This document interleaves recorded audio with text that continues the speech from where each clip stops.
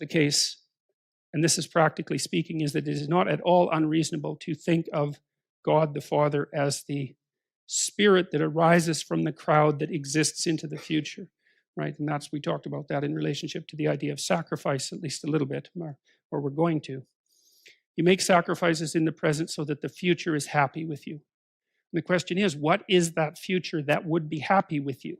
And the answer to that is, it's the spirit of humanity. That's who you're negotiating with, because you make the assumption that if you forego impulsive pleasure and get your medical degree, that when you're done in 10 years and you're a physician, humanity as such will honor your sacrifice and commitment and open the doors to you, right? So you're treating the future as if it's a single being, and you're also treating it as if it's something like a compassionate judge. You're acting that out.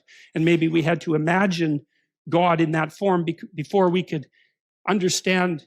Once we started to understand that there was a future, perhaps we had to imagine God in that form in order to concretize something that we could bargain with, so that we could figure out how to use sacrifice to figure out how to guide ourselves into the future. Because a sacrifice is a contract with the future, but it's not a contract with any particular person. It's a contract with the spirit of humanity as such. It's something like that. And so when you think about it that way, that should make you faint with amazement, because that is such a bloody amazing idea. To come up with that idea that you can bargain with the future, that is some idea, man. That's like the major idea of humankind.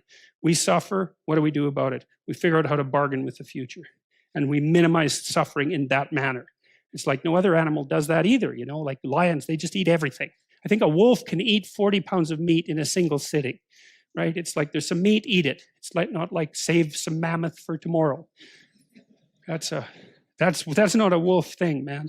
That's a human thing, and that might mean you have to be hungry today, or maybe you're a farmer. You know, several thousand years ago, 6,000 years ago or so, when agriculture first got going, and you're starving to death, waiting for the spring planting, and you think we bloody well better not eat those seeds, right? And that's really something, to be able to control yourself, to make the future real, to put off what you could use today, and not just in some impulsive manner. Man, maybe your kids are starving to death. You think, we are not touching the seeds that we need for the future.